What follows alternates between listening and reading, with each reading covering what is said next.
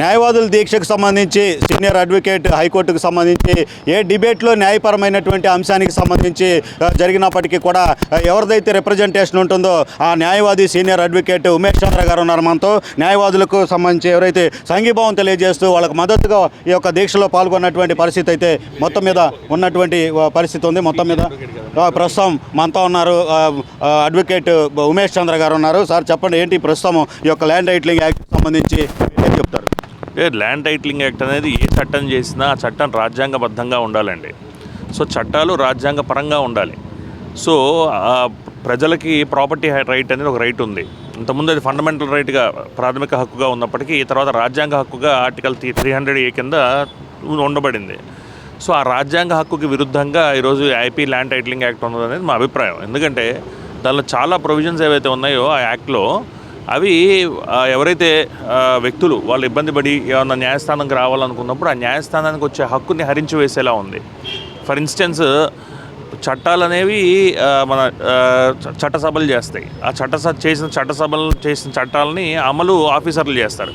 ఆ ఆఫీసర్లు అమలు చేస్తున్నప్పుడు దానిలో ఏమన్నా లోపాలు ఉన్నప్పుడు న్యాయస్థానం అనేది స్టెప్ ఇన్ అయ్యి మీరు చేస్తుంది కరెక్ట్గా లేదని చెప్పి న్యాయస్థానాలు చెప్పి దాని ప్రకారంగా ఆర్డర్లు ఇస్తుంటాయి. ఇప్పుడు ఏమైపోయిందంటే ఈ చట్టంలో ఎవరైతే చట్టం చేస్తున్నారో చట్టాన్ని ఇంప్లిమెంట్ చేసే ఆఫీసర్లు ఎవరైతే ఉన్నారో వాళ్ళని టైటిలింగ్ ఆఫీసర్లను పెట్టేసి వాళ్ళే ఈ న్యాయస్థానాలు చేయాల్సిన పనులు ఏవైతే ఉన్నాయో అది కూడా వాళ్ళే చేస్తున్నారు. ఇదేంటంటే ఇది మనకి doctrine of separation of powers అని ఒకటి ఉంటుంది రాజ్యాంగంలో. ఆ రాజ్యాంగంలో ఉన్న డాక్ట్రిన్ ఆఫ్ సపరేషన్ ఆఫ్ పవర్స్కి వ్యతిరేకం ఇది. దట్ ఈస్ ఫండమెంటల్ పాయింట్ ఇక్కడ. ఒకటి వాళ్ళ హక్కులు ఏదైతే ఉన్నాయో న్యాయస్థానాలకు వచ్చి వాళ్ళ రైట్స్ పొందాల్సినవి ఏవైతే ఉంటాయో ఆ రైట్స్ని హరించి వేయడం జరుగుతుంది. అదేవిధంగా రాజ్యాంగ ప్రకారంగా ఏ చట్టాన్నైనా మనం అమలు చేయాలన్నా లేదా క్రియేట్ చేయాలన్నా ఎనాక్ట్ చేయాలన్నా అంటాం మనం లీగల్ టర్మ్స్లో. ఎనాక్ట్ చేయాలంటే it has to fall with in the purview of the constitution. అదే కనుక రాజ్యాంగంలో ఉన్న ప్రాథమిక హక్కులకు కానీ రాజ్యాంగంలో ఉన్న వేరే హక్కులకు కానీ విఘాతం కలిగించినప్పుడు అవి ఆర్టికల్ 113 కింద కానీ ఆర్టికల్ 137 కింద కానీ జ్యుడిషియల్ రివ్యూ అనేది ఉంటుంది, న్యాయ సమీక్ష అనేది ఉంటుంది వాటికి. ఆ న్యాయ సమీక్షలో ఖచ్చితంగా నిలవవి. అందుకనే మనం రీసెంట్గా పబ్లిక్ ఇంట్రెస్ట్ లిటిగేషన్స్ ఐలు తరఫున కానీ లేదా వేరే వాళ్ళు కానీ వేసినప్పుడు ఖచ్చితంగా ఇమ్మీడియట్గా దాని మీద ఒక స్టే రావడం జరిగింది.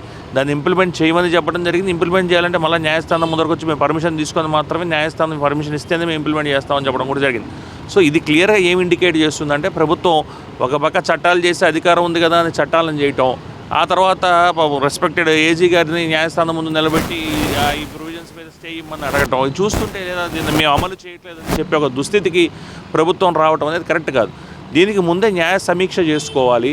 ఈ చట్టం న్యాయస్థానం ముందుకు వెళ్ళినప్పుడు ఖచ్చితంగా న్యాయ సమీక్షకు నిలబడుతుందా లేదా జ్యుడిషియరీ స్క్రూటినీ, మన ఇంగ్లీష్లో ఏమంటారంటే will it stand the test of judicial scrutiny అంటాం. మరి నిలబడుతుందా లేదా అని చూసుకొని చట్టాలు చేయాలి తప్ప ఇష్టానుసారంగా. ఎందుకంటే ఇప్పుడు ఏజీ గారు కానీ లేదా మిగతా సంబంధించిన జీపీలు కానీ వీళ్ళందరికీ ప్రభుత్వానికి ఇప్పుడు అందుబాటులో ఉంటారు. ఉన్నప్పుడు వాళ్ళని అడిగి ఇలా ఒక చట్టం తీసుకొద్దాం అనుకుంటున్నాం, వాటిలో ఈ ప్రొవిజన్లు పెట్టాలనుకుంటున్నాం, ఇది న్యాయ సమీక్షకు నిలబడుతుందా లేదా, ఒకవేళ రేపు ఉదయం కోర్టుల ముందరకు వచ్చినప్పుడు ఇది న్యాయ సమీక్షలు నిలబడుతుందా లేదా ఉండదా, నిలబడకుండా ఉంటుందా, విరిగిపోతుందా అన్న విషయాన్ని అర్థం చేసుకోకుండా ఈ విధంగా చట్టాలు చేయడం అనేది కరెక్ట్ కాదు. దీంతో చాలామంది ఎవరైతే న్యాయస్థానాలను అప్రోచ్ అయ్యి వాళ్ళ రైట్స్ని పొందాలనుకుంటున్నారో వాళ్ళకే ఇబ్బంది. ఖచ్చితంగా ఇది కరెక్ట్ విషయం కాదు. సో ఈరోజు అందుకే దానికి సంబంధించి ఈరోజు చాలామంది ప్రొటెస్టులు చేయడం కూడా జరుగుతుంది.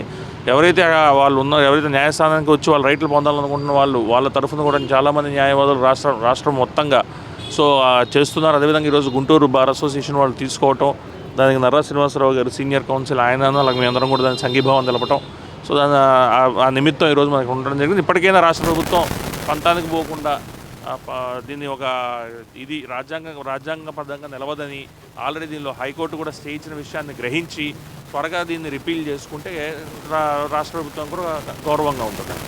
ప్రస్తుతం ఏదైతే మీరు అనేక డిబేట్లలో రాజధాని భూములకు సంబంధించినటువంటి అంశంలో పాల్గొన్న పరిస్థితి కూడా ఉంది. అంటే రాజధాని భూముల అంశంలో కూడా ఈ చట్టానికి ఏమైనా ప్రభుత్వానికి అనుకూలంగా ఉండేటటువంటి పరిస్థితి ఉంటుంది అంటారు దీని ద్వారా? చట్టానికి అనుకూలంగా కాదు. బేసికల్ ఏంటంటే ఒక ప్రొసీజర్ ఉంది, ఆల్రెడీ ఎస్టాబ్లిష్డ్ ప్రొసీజర్ ఉంది. ఆ ప్రొసీజర్ ఏంటి, ఒక చట్టాన్ని చేసుకున్న తర్వాత ఆ చట్టాన్ని అమలు చేయడానికి ఆఫీసర్లు ఉంటారు. ఆ ఆఫీసర్లు ఆ చట్టాన్ని సరిగ్గా అమలు చేయకపోతే న్యాయస్థానంకి వెళ్ళి మన రైట్స్ని మనం పొందొచ్చు. ఇది ఉన్న ఎస్టాబ్లిష్డ్ ప్రొసీజర్. దీన్నే మనం doctrine of separation of powers అంటాం, దీన్నే మనం doctrine of checks and balances అంటాం.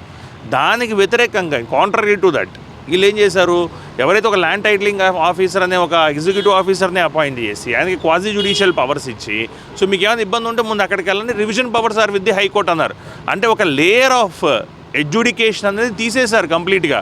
అంటే కింద కోర్ట్స్ యొక్క రైట్స్ని has completely been taken away with the enactment of this legislation. That itself is contrary to law. అది తప్పు అంటున్నాం మేము. అది తప్పు, అది రాజ్యాంగ విరుద్ధం. అది కూడా అది ప్రభుత్వానికి కూడా తెలుసు కాబట్టి, రెస్పెక్టెడ్ ఏజీ గారికి కూడా ఆ విషయం తెలుసు కాబట్టి న్యాయస్థానంలో ఏమో మాట్లాడలేని పరిస్థితి ఉంది. ఇప్పుడు ఎట్లా ఉంటుందండి మామూలుగా న్యాయస్థానానికి ఒక హైకోర్టుకు వచ్చినప్పుడు ఇరుపక్ష వాదనలు విన్న తర్వాత స్టే ఇవ్వాలా ఇవ్వకూడదు ఇవన్నీ ఉంటాయి. అలా కాకుండా ప్రభుత్వమే మీరు స్టే ఇవ్వండి అన్న విషయాన్ని న్యాయస్థానం ముందు పెడుతుంటే మేము ఇంప్లిమెంట్ చేయట్లేదు న్యాయస్థానం ముందు అలాంటప్పుడు మీరు చట్టాన్ని ఎందుకు తీసుకొచ్చారు? సో ఈ చట్టాన్ని తీసుకురావడం ఎందుకు? అదేదో ఈ సమీక్ష ముందే జరుగుతుంటే మీరు ఆ చట్టాన్ని తీసుకొచ్చే అవకాశం ఉండేది కదా. రేపు అక్కడ మన ఏజీ గారు న్యాయస్థానం ముందు మీరు స్టే ఇవ్వడనో లేదా మీరు ఇంప్లిమెంట్ చేయట్లేదనో చెప్పుకునే దౌర్భాగ్య పరిస్థితి కలిగేది కాదు. సో ప్రభుత్వం ఇప్పటికైనా ఈ విషయాలన్నీ గుర్తెరిగి ఇట్లాంటి చట్టాలను తీసుకురావడం మానేయాలి. లేదా ఇట్లాంటి చట్టాలను తీసుకొచ్చే ముందు ఆ లీగల్ ఒపీనియన్ ఏదైతే ఉంటుందో రెస్పెక్టెడ్ ఏజీ గారి తరఫున కానీ లేదా జీపీలు ఎవరైనా సరే వాళ్ళ లీగల్ ఒపీనియన్ తీసుకుని ఇలాంటి చట్టాలు తీసుకొచ్చిన ప్రభుత్వానికి మంచిది, అలాగే ప్రజలకు కూడా మంచి జరుగుతుంది నా అభిప్రాయం. న్యాయవాదులు ప్రస్తుతం ఏదైతే సోషల్ రెస్పాన్సిబిలిటీ నేపథ్యంలో ప్రజల పక్షాన ఈ దీక్షలు చేస్తున్న పరిస్థితి, ప్రజలు కూడా ఈ యొక్క ఏదైతే న్యాయ పోరాటంలో భాగస్వాములు కావాలని మీరు ఎలా పిలుపునిస్తారు? ఖచ్చితంగా వాళ్ళు భాగస్వాములు కావాలి.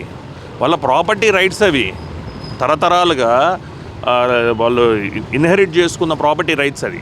సో ఆ ప్రాపర్టీ రైట్స్ అని పోతున్నాయి. ఈరోజు ప్రభుత్వమే వాళ్ళ ఆఫీసర్లను నియమించి, వాళ్ళే చట్టం చేసి వాళ్ళ ఆఫీసర్లను నియమించి వాళ్ళనే దాన్ని రివ్యూ చేయమని చెప్పి అవసరం అనుకుంటే మీరు హైకోర్టుకు పొందంటే మరి కింద కోర్టులకు పోయే అధికారాన్ని తీసేసినట్టే కదా వాళ్ళకి. సో ఇప్పుడు ప్రజలు కూడా దీనికి అర్థం చేసుకోవాలి. అంటే ఏంటంటే కొన్ని కాంప్లికేషన్స్ ఉంటాయి. ప్రతి వారికి ఈ చట్టం ఏం చెబుతుంది, ఈ చట్టం ద్వారా వాళ్ళకి వచ్చిన రైట్స్ ఏ విధంగా డిఫీట్ అవుతున్నాయి, ఇవన్నీ వాళ్ళందరికీ తెలియకపోవచ్చు.